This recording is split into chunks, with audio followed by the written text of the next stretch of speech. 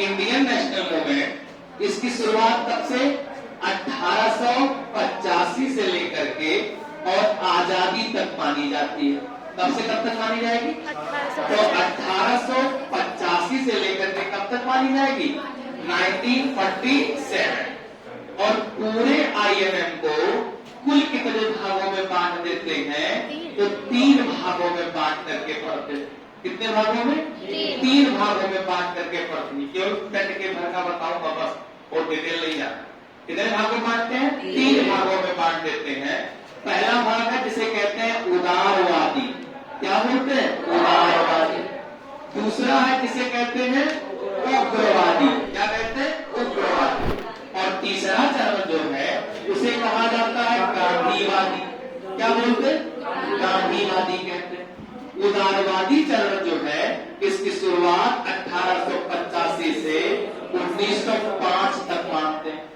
उग्रवादी की शुरुआत 1905 से 1919 तक मानते हैं। और गांधीवादी की शुरुआत 1919 से 1947 तक माना जाता है। ये बात एकदम याद रखना। अब चलो शुरुआत कहां से होगी इसकी? कांग्रेस की स्थापना से। कहां शुरुआत होगी? तो इसकी शुरुआत होती है कांग्रेस की स्थापना से, यानी जो कांग्रेस की स्थापना की गई, इस्टेब्लिश किया गया, यहीं से इसकी शुरुआत होती। कांग्रेस की स्थापना 1885। बोला करो भाई। कांग्रेस की स्थापना 1885। कांग्रेस के फाउंडर का नाम है A.O. ह्यू। और A.O. ह्यू का मतलब है एलन ऑक्टेवियन ह्यू। क्या नाम है? एलन ऑक्टेवियन ह्यू, A.O. ह्यू। और इसी में दादा भाई नौरोजी की सलाह पर, किसकी सलाह पर? दादा भाई नौरोजी की सलाह पर इसको क्या कहा गया? तो इसको कहा गया कांग्रेस। क्या कहा गया? पहले इसका नाम था भारतीय राष्ट्रीय संघ। नाम बोलो। भारतीय राष्ट्रीय संघ। दादा भाई नौरोजी की सलाह पर इसका नाम रख दिया गया भारतीय राष्ट्रीय कांग्रेस। तो दादा भाई नौरोजी ने इसका नाम क्या रखवाया? कांग्रेस। कांग्रेस से जो भी सवाल आपके पेपर में पूछा जाएगा वो केवल और केवल इसके अधिवेशन, इसके सेशन से सवाल पूछा जाता है। तो चलिए कुछ महत्वपूर्ण अधिवेशन और उसके अध्यक्ष और मेन काम जल्दी जल्दी याद कर लेते हैं। तो सबसे पहला अधिवेशन कब हुआ? 1885। कहाँ हुआ? बोलो। बम्बई। इसमें अध्यक्ष कौन थे? बनर्जी। योगेश चंद्र बनर्जी। पेपर में हजारों बार सवाल आ चुका होगा कि कांग्रेस के पहले अध्यक्ष कौन थे? WC बनर्जी, योगेश चंद्र बनर्जी। किसके? कांग्रेस के पहले अध्यक्ष कौन? योगेश चंद्र बनर्जी। उसके बाद 1886 में इसकी बैठक कलकत्ता में होती, और जब कलकत्ता में इसकी बैठक हुई तो अध्यक्ष कौन है? दादा भाई नौरोजी। कौन है? दादा भाई नौरोजी। तो दादा भाई नौरोजी को हम लोग grand old man of India कहते हैं। क्या कहते हैं इसको? Grand old man of India, Bharat का वयोवृद्ध नेता कहा जाता है। अब आपको बताना है, सारी रिलेशन नहीं बताऊं, अब आपको बताना है कांग्रेस के पहले मुस्लिम अध्यक्ष बदरुद्दीन तैयब जी हैं। कब बने थे? 1887। कब बने थे? 1887। बैठक कहाँ हुई? मद्रास। कांग्रेस के पहले अंग्रेज या यूरोपीय अध्यक्ष जॉर्ज यूले और बने जॉर्ज यूले बने हैं। मीटिंग कब हुई थी? 1888। कहाँ हुई थी? इलाहाबाद। कहाँ हुई थी? इलाहाबाद। चलो अगला बताओ। कांग्रेस की पहली महिला अध्यक्ष एनी बेसेंट कौन है? पहली महिला अध्यक्ष किसको बनाया गया? एनी बेसेंट को बनाया गया। एनी बेसेंट को कब बनाया गया? 1917। मीटिंग कहाँ हुई थी? कलकत्ता। कहाँ हुई थी? कलकत्ता। कांग्रेस की प्रथम भारतीय महिला अध्यक्ष सरोजिनी नायडू। भारतीय महिला अध्यक्ष कौन? पहली भारतीय महिला अध्यक्ष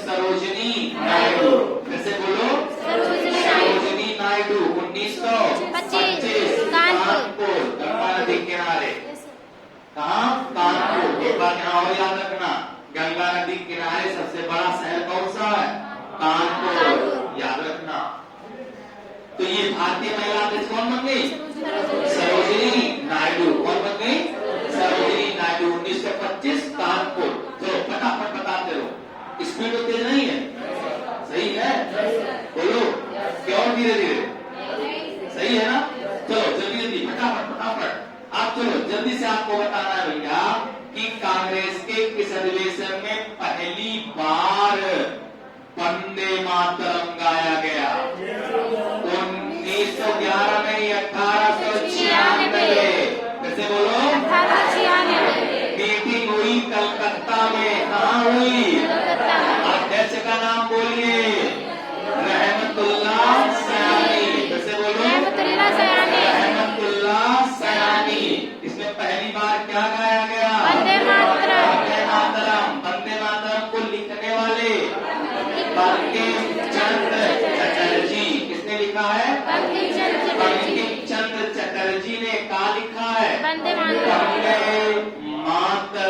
किसने लिखा है? बंकिम चंद्र चटर्जी ने क्या लिखा? वंदे मातरम। क्या लिखा? वंदे मातरम। किसने? बंकिम चंद्र चटर्जी ने क्या लिखा है? वंदे मातरम। क्या लिखा है? वंदे मातरम। लैंग्वेज बोलो संस्कृत। लैंग्वेज बोलो संस्कृत। इसकी लैंग्वेज है संस्कृत। फिर से बोलो संस्कृत भाषा में कहा लिखा गया है? वंदे मातरम। वंदे मातरम। अब आपको बताना है इस वंदे मातरम को यहाँ पहली बार गाया किसने था? रविन्द्रनाथ टैगोर। किसने गाया था? रविन्द्रनाथ टैगोर। अब आपको बताना है कि जो वंदे मातरम है, इस वंदे मातरम को किस किताब में लिखा गया है? आनंद मठ। किसमें? आनंद मठ। और उसी आनंद मठ में किस विद्रोह का वर्णन है? सन्यासी। कौन सा विद्रोह? सन्यासी विद्रोह। किसने सन्यासी विद्रोह को सन्यासी विद्रोह कहा था? Warren Hastings. किसने कहा था? Warren Hastings. कौन विद्रोह को? सन्यासी विद्रोह को कहा बोला था? हाँ, अब बता लेंगे नहीं। रोको इधर जाने देंगे। अभी और सवाल आ गया दिमाग में। आगे बढ़ो। इसके बाद भैया इसमें पहली बार जनगण 1911 जनगण मन पहली बार 1911। कैसे बोलो? 1911। जनगण मन पहली बार 1911। मीटिंग हुई कलकत्ता। बोलो भैया कलकत्ता। अध्यक्ष विशन नारायण धर। बोलो विशन नारायण धर इसके अध्यक्ष बने। किसने लिखा है भैया जनगण मन? रविन्द्रनाथ टैगोर। नाम बोलो? रविन्द्रनाथ टैगोर। किताब बोलो? गीतांजलि। किताब बोलो? गीतांजलि में लिखा है। गीतांजलि इसी किताब के लिए रविन्द्रनाथ टैगोर को 1913। कैसे बोलो? 1913 में साहित्य का नोबेल पुरस्कार मिला। और साहित्य का नोबेल पुरस्कार पाने वाले पहले एशियाई कौन? रविन्द्रनाथ टैगोर। कालिका जन गण मन। क्लियर है एकदम? तो बांग्लादेश का जो आमार सोनार बांग्ला है वो भी किसने लिखा है? रविन्द्रनाथ टैगोर। हमारे यहाँ इस जनगण मन को गाने में कितना समय लगना चाहिए? 52 सेकेंड। शॉर्टकट में गाना है तो कितना समय? 20 सेकेंड। कितना समय? 20 सेकेंड लगना चाहिए। किसको गाने में? जनगण मन। क्लियर है एकदम? आप चलो आगे बढ़ता हूँ भैया। समझ आ रहा है ना? नहीं आ रहा? आ रहा है सबको? बोलो एकदम बढ़िया। अच्छा बहुत अच्छा है भाई, बहुत अच्छा है। अब इसके बाद हम लोगों ने पढ़ लिया कहाँ तक का? तो जनगण मन अधिनायक तक की बातें हो। अब इसके बाद में अगर हम लोग देखें कि इम्पोर्टेंट क्या है कांग्रेस में, कांग्रेस के अधिवेशन में, तो 2-3 बातें और इम्पोर्टेंट है। पहला आपको इम्पोर्टेंट याद रखना है कि कांग्रेस के किस अधिवेशन में पहली बार 4 प्रस्ताव पास किए गए। और कौन 4 प्रस्ताव? स्वदेशी, स्वराज, राष्ट्रीय शिक्षा, बहिष्कार। 1905 कलकत्ता। मीटिंग कहाँ? कलकत्ता। अध्यक्ष कौन? दादा भाई नौरोजी।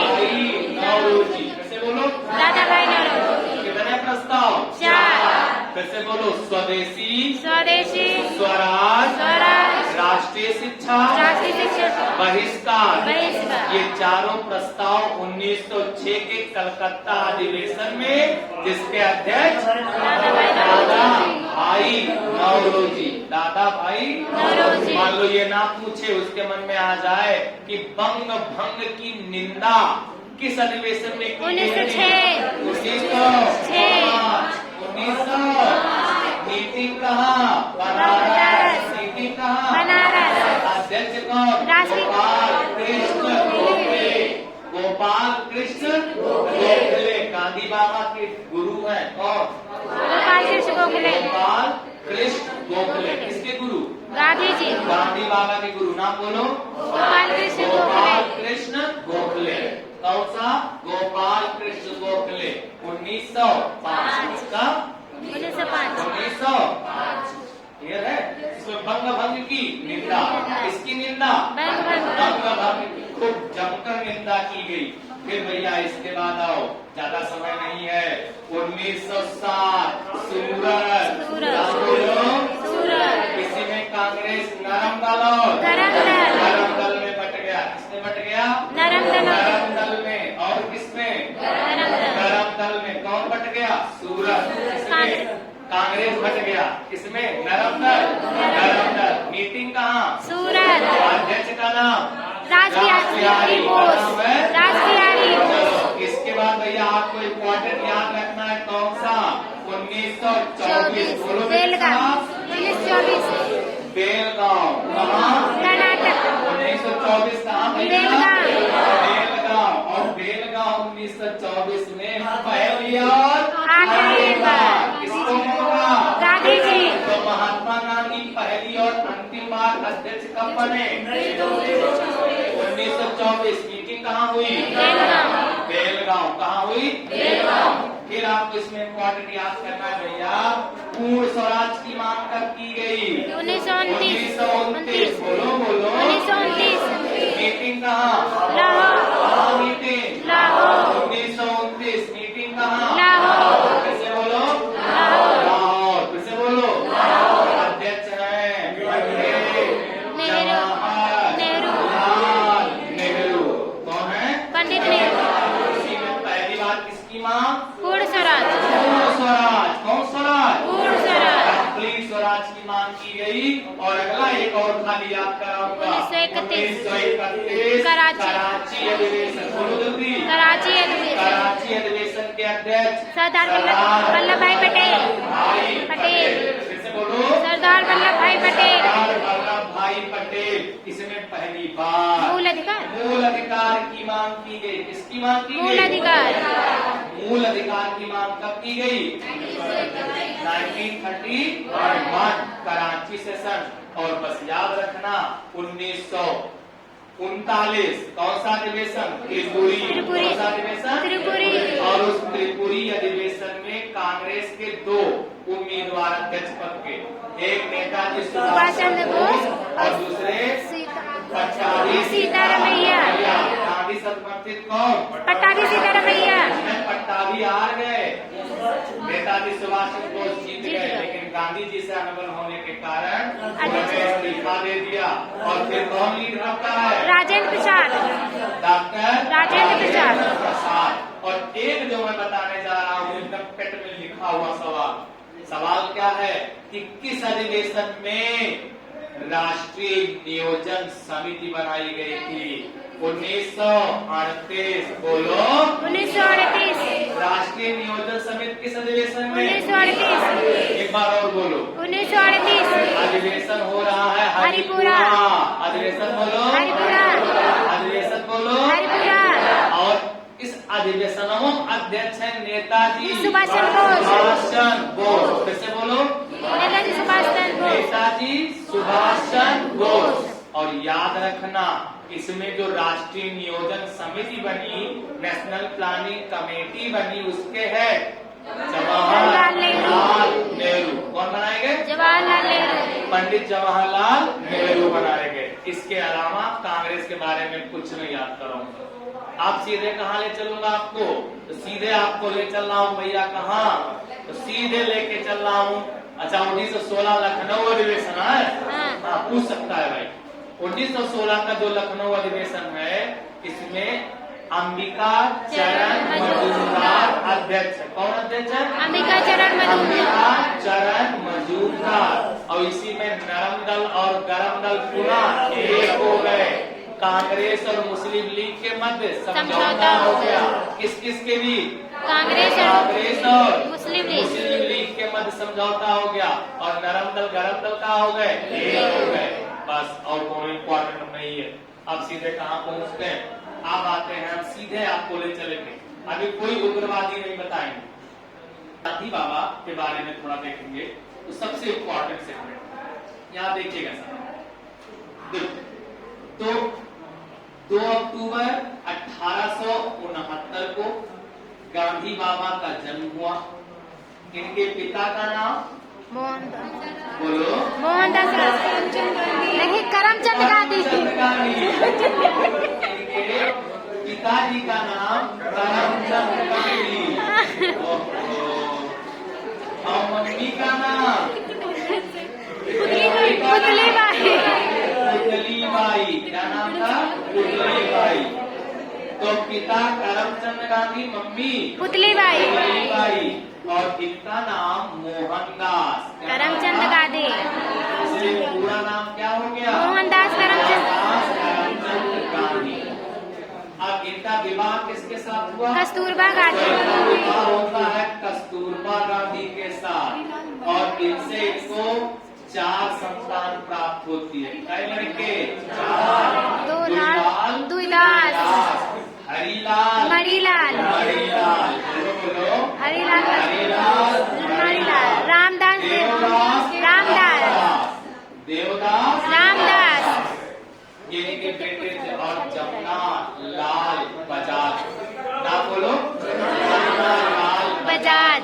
इसको जमुना लाल बजाज को इनका दत्तक पुत्र कहा जाता है। कौन सा पुत्र? दत्तक पुत्र। दत्तक पुत्र किसको कहा जाता है? जमुना लाल बजाज। लाल बजाज को। याद रखना 1893 में गांधी जी कहाँ गए? दक्षिण अफ्रीका। कहाँ जाते हैं? दक्षिण अफ्रीका जाते हैं। कब? 1893 में। कहाँ गए? दक्षिण अफ्रीका गए। और इसके बाद ये वहीं पर क्या करते हैं? तो वहीं पर इन्होंने पहुंचते हैं ये नटाल बंदरगाह पर। कहाँ पहुंचते हैं? नटाल बंदरगाह पर पहुंचते हैं। दक्षिण अफ्रीका में गांधी जी ने जिस पत्रिका का प्रकाशन किया उसका नाम है इंडियन ओपिनियन। और वहीं पर गांधी बाबा ने पहली बार सत्याग्रह किया। क्या किया? सत्याग्रह किया। किसने? गांधी जी ने। और उसके बाद वहीं पर 2 आश्रम बनाए। एक का नाम फिनिक्स 1904 और दूसरा टॉलस्टॉय। और यही टॉलस्टॉय आगे चल करके गांधी आश्रम बन गया था। क्या बन गया था? गांधी आश्रम 1910। और उसके बाद भैया 9 जनवरी 1915 से बोलो 9 जनवरी 1915 दक्षिण अफ्रीका से गांधी बाबा भारत लौट आए। कब लौट के आए? और इसलिए 9 जनवरी को भारत सरकार प्रवासी भारतीय दिवस कैसे मनाती? प्रवासी भारतीय दिवस के रूप में मनाती है। कैसे मनाती है? प्रवासी भारतीय दिवस के रूप में PBD के रूप में मनाती है। कौन? भारत सरकार। कैसे मनाती है? तो प्रवासी भारतीय दिवस के रूप में ऑर्गेनाइज करती है। किसको? 9 जनवरी। क्लियर है एकदम? आप देखो इसके बाद गांधी बाबा ने 1916 में लखनऊ में होने वाले कांग्रेस के अधिवेशन में भाग लिया। यहीं पर उनकी पहली मुलाकात पंडित जवाहरलाल नेहरू से हुई। और फिर यहीं पर पहली बार का मिलना हुआ। एक बार मिले फिर कभी अलग नहीं हुए। इसके साथ जवाहरलाल नेहरू से मिले। फिर अपना सुनना भैया, यहीं पर इनकी मुलाकात राजकुमार शुक्ल से होती है। किससे होती है? तो यहीं पर इनकी मुलाकात राजकुमार राजकुमार शुक्ल से हुई और राजकुमार शुक्ल ने कहा कि हम लोग तिनकठिया पद्धति से बहुत परेशान हैं, आखिर नील की खेती भी नहीं हो रही है, लेकिन तब भी हम लोगों को तिनकठिया से अंग्रेज बरी नहीं कर रहे हैं। तिनकठिया क्या था?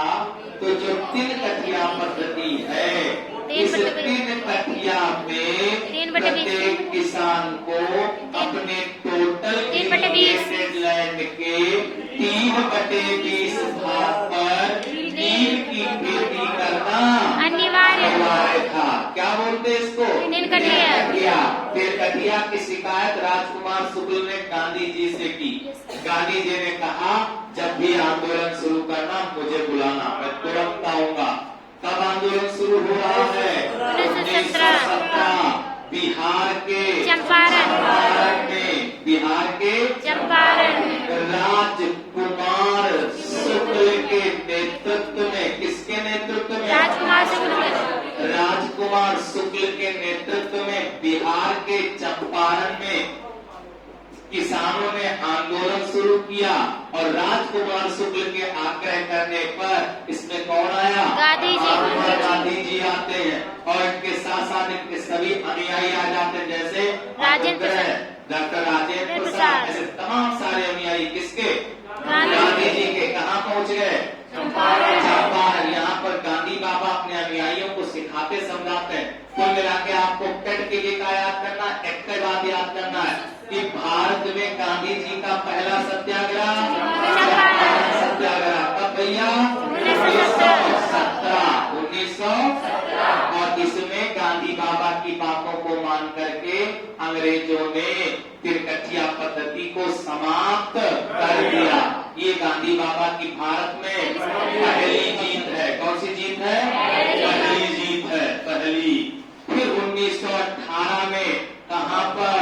1918 में जरा यहाँ समझना, गुजरात के क्षेत्र में प्लेग फैल गया। क्या फैल गया? प्लेग फैल गया। प्लेग यानी महंगाई भी बढ़ने लगी, लोग भूखों मरने लगे, हर प्रकार से असुविधा आ गई। इसीलिए 1918 में अहमदाबाद में, कहा भैया? अहमदाबाद। फिर से बोलो, अहमदाबाद की जो मिलें थी, इन मिलों में काम करने वाले मजदूरों ने प्लेग बोनस की मांग की। किसकी मांग की? प्लेग बोनस की मांग की। जब प्लेग बोनस नहीं मिला तो उन लोगों ने स्ट्राइक कर दिया, हड़ताल कर दिया। इसको कहते हैं अहमदाबाद मिल मजदूर आंदोलन। क्या कहते हैं? अहमदाबाद मिल मजदूर आंदोलन। बाद में गांधी बाबा ने इसमें भाग लिया और क्या किया? भूख हड़ताल। क्या किया? भूख हड़ताल। तो गांधी बाबा की भारत में पहली भूख हड़ताल अहमदाबाद मिल मजदूर। कहाँ? अहमदाबाद। तो अहमदाबाद मिल मजदूर में क्या हो गया? पहला भूख हड़ताल। क्या हो गया? भूख हड़ताल। और गांधी बाबा की बातों को मानते हुए अंग्रेजों ने, मिल मालिकों ने मजदूरों को क्या दिया? बोनस। 35%। कितना परसेंट? 35% प्लेग बोनस प्रदान किया। क्योंकि यही पर काम फैला है, प्लेग यानी किसानों की उपज खत्म है, तब भी अंग्रेज जबरदस्ती किसानों से लगान की वसूली कर रहे थे। इसको लेकर के खेड़ा में भैया क्या हो गया? पखेड़ा हो गया। कौने सन में? 1918 में। कौन था? मनमोहन पांड्या। ना बोलो, मनमोहन पांड्या के कारण मनमोहन पांड्या ने किसानों को एकत्रित करके कहा शुरू कर दिया? खेड़ा में पखेड़ा, खेड़ा में विद्रोह हो गया। बाद में इसमें कौन आया? गांधी बाबा। और जब गांधी बाबा आए तो उन्होंने एक तय मांग रखी कि जो योग्य किसान है उनसे रेवेन्यू का कलेक्शन करो, जो समर्थ है, लेकिन जो असमर्थ है उनसे रेवेन्यू का कलेक्शन मत कीजिए। और इनकी बातों को किसे मानना पड़ा? अंग्रेजों को।